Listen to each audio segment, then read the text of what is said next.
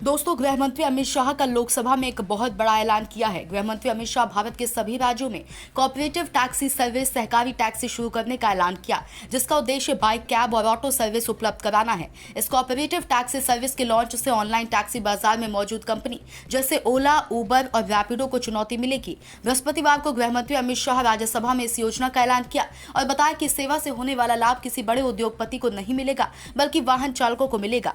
मान्यवर मोदी जी ने ये जो नारा दिया है, सहकार से समृद्धि, ये सिर्फ नारा नहीं है, इसको जमीन पर उतारने के लिए 3.5 साल में सहकारिता मंत्रालय ने दिन रात एक करे। और मान्यवर आने वाले दिनों के अंदर कुछ ही महीनों में कोऑपरेटिव बेसिस पर ओला, उबर जैसी एक बहुत बड़ी कोऑपरेटिव सहकार टैक्सी आने वाली है, जो 2 व्हीलर की टैक्सी का भी रजिस्ट्रेशन करेगी, जो रिक्शा का भी रजिस्ट्रेशन करेगी और 4 व्हीलर का भी करेगी। और उसका मुनाफा किसी धन्ना सेठों के हाथ में नहीं जाएगा मान्यवर, वो ड्राइवर के पास जाएगा।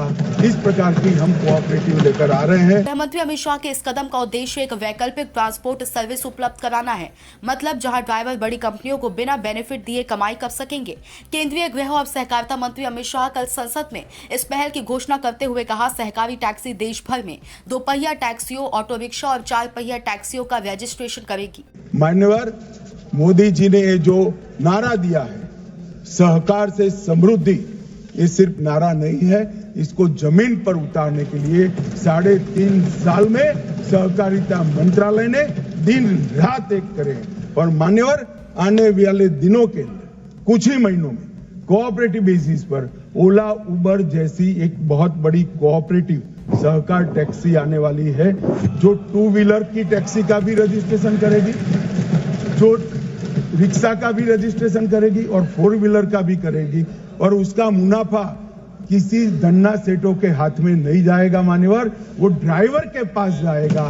इस प्रकार की हम कोऑपरेटिव लेकर आ रहे हैं। अमित शाह ने कहा कि प्रधानमंत्री नरेंद्र मोदी का सहकार से समृद्धि सिर्फ एक नारा नहीं है, इसे साकार करने के लिए सहकारिता मंत्रालय ने पिछले 3.5 साल में दिन रात काम किया है। केंद्रीय मंत्री ने आगे कहा कि सहकारी टैक्सी सेवा आने वाले महीनों में शुरू की जाएगी। निजी कंपनियों के विपरीत ये सरकारी सेवा ये सुनिश्चित करेगी कि सारी कमाई ड्राइवरों के पास ही रहे, जिससे उन्हें अधिक वित्तीय लाभ मिल सके। अमित शाह ने कहा कि इसके अलावा एक सहकारी बीमा कंपनी भी बनाई जाएगी, जो देश में लोगों को बीमा सेवाएं उपलब्ध कराएगी। उन्होंने आगे कहा कि कम समय में ही ये प्राइवेट सेक्टर की सबसे बड़ी इंश्योरेंस कंपनी बन जाएगी। Bureau report, Sumit Sharma, CMTV digital.